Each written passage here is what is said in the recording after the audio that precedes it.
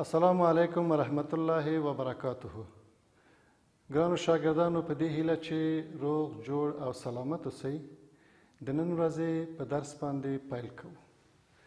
ګرانو عزیزانو، مخکې له دې نه چې نوی درس وړاندې کړم، غواړم چې تاسو ته د زوړ درس په هکله لنډ معلومات ورکړم. عزیزانو، ستاسو تیر درس د ښکاره زړې لرونکي نباتاتو په هکله و.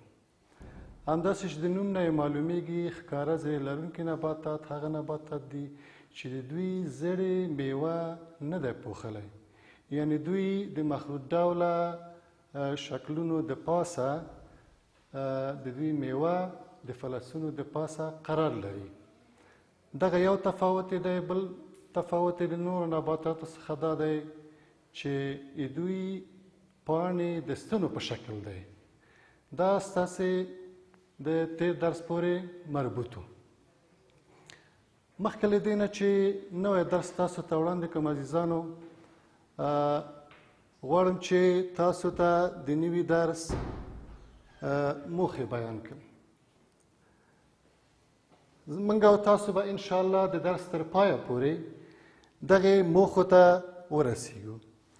زموږ د نن ورځې د درس موخې زده کوونکي د مخروطي نباتات وپیژني، چې انشاءالله به د درس په پای کې دې موخې ته ورسیږو. دویم موخه زموږ دا ده چې د مخروطي نباتاتو څخه ښه ګټه واخلي، او همداراز دریم موخه زموږ دا ده چې د مخروطي نباتاتو په ساتلو کې هڅه وکړي، چې انشاءالله د درس تر پایه پورې به دغه موخې ته ورسیږو.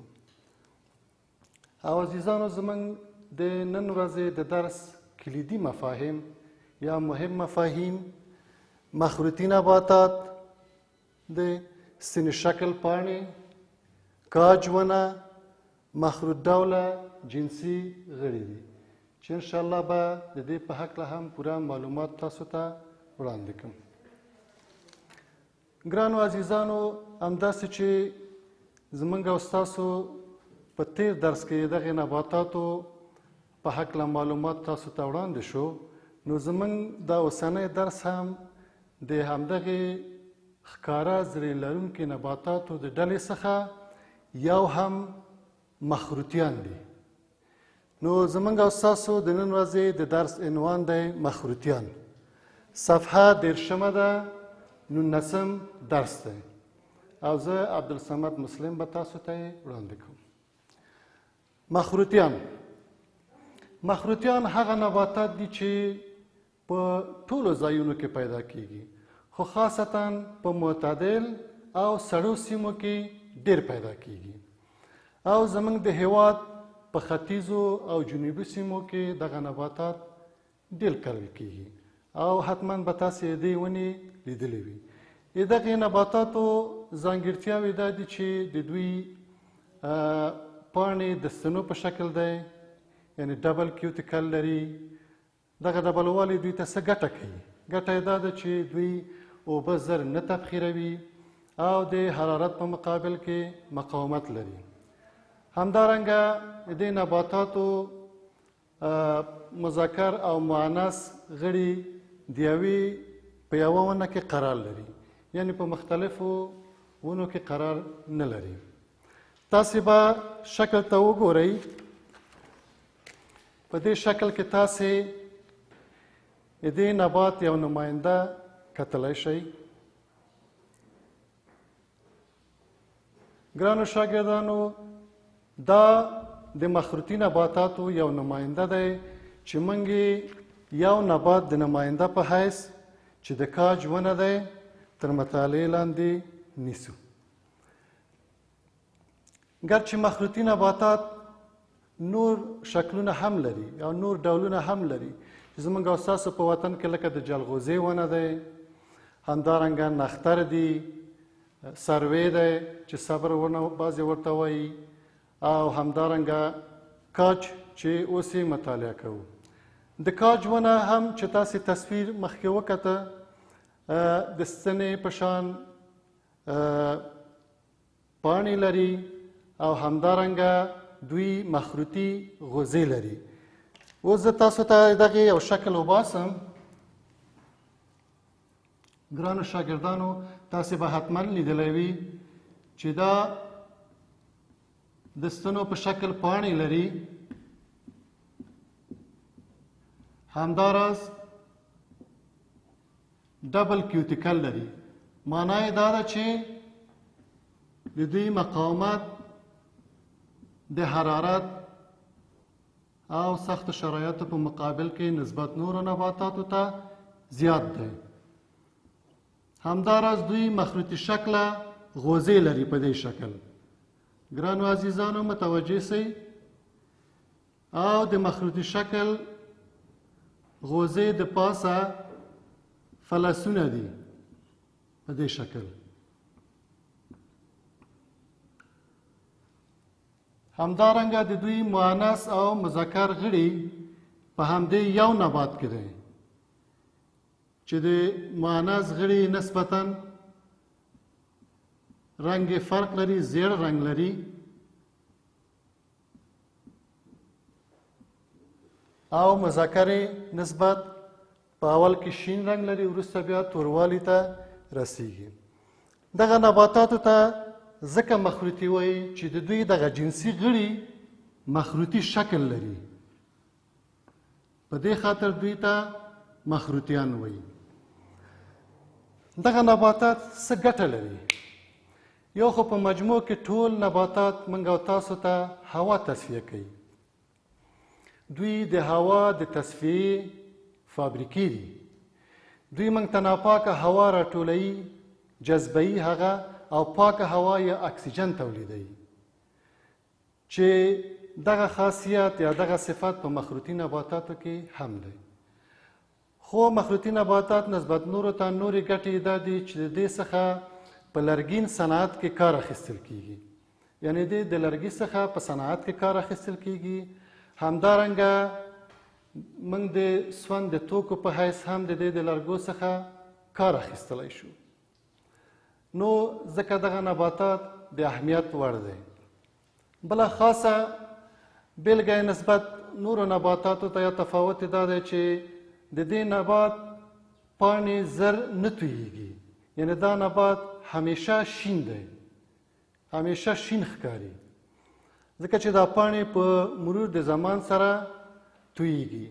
د نورو نباتاتو خو د خزان په میاشت کې تویېږي، اما دا نباتات کیدای شي چې د 1 نه تر 2 او 3 کلونو پورې ورو ورو د پاڼې تویېږي او بیا نوې پاڼې راشنه کیږي.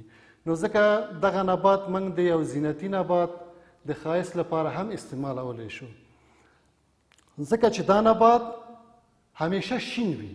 یعنې د ښکلا لپاره په صنعت کې همدارنګه د دې د میوې څخه هم کار اخیستلی شو. د ده یو ډول چې موږ او تاسې زموږ په وطن کې ډېر زیات دی جلغوزي دي. جلغوزه هغه خاصه وچه میوه ده چې هم غذایي ارزښت زیات دی او هم ښه میوه دی. نو د دې د لرګو څخه هم کار اخلو، د سون د توکو په حیث د میوې څخه او همدارنګه د سیوري څخه موږ ګټه اخیستلی شو. ګرانو عزیزانو دغه نباتات زموږ په ټول هیواد کې پیدا کیږي، خو خاصتا په مشرقي ولایاتو کې، یعنې په ختیځو ولایاتو کې، همدارنګه په جنوبي سیمو کې که تاسې سفر کړی وي نو هلته حتما د جلغوزو، د ناجو، د صبر دا ونې به حتما تاسې کتلی وي. نو خدای وکړي چې تاسې دغه نبات کاملا پیژندلی وي. نو یو ځل بیا یې زه تاسو ته تکراروم.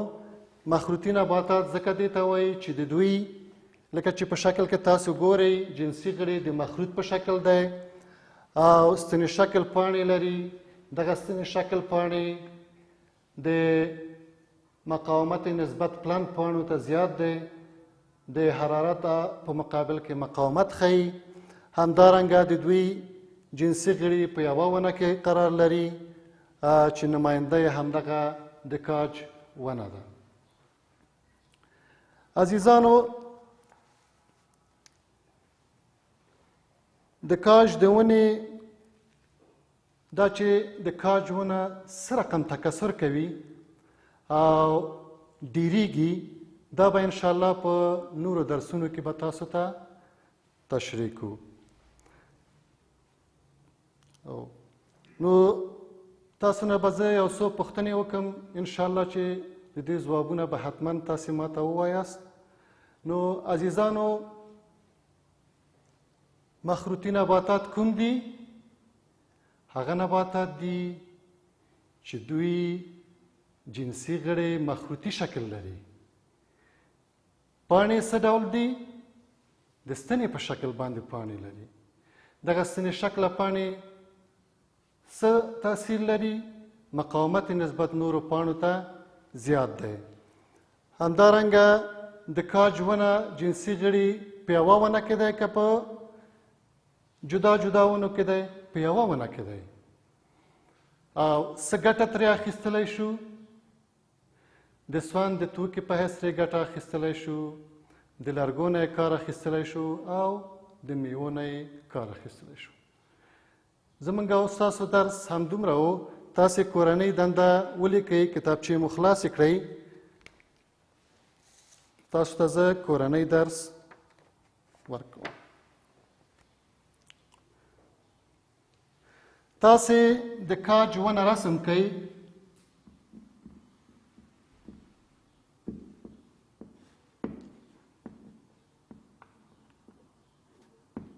د جنسي غړو سره ترسیم کړئ.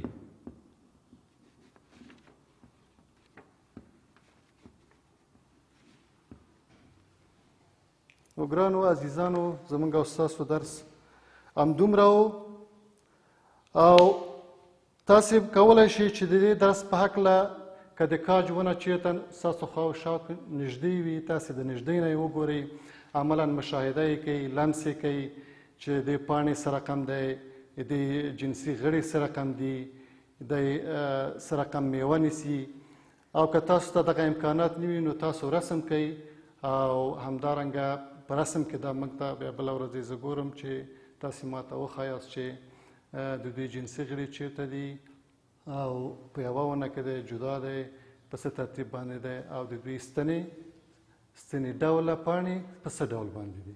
ګرانو زده کوونکو، زموږ او ستاسو راتلونکي درس به د کاج د ونې ډیرښت یا تکثر به وي.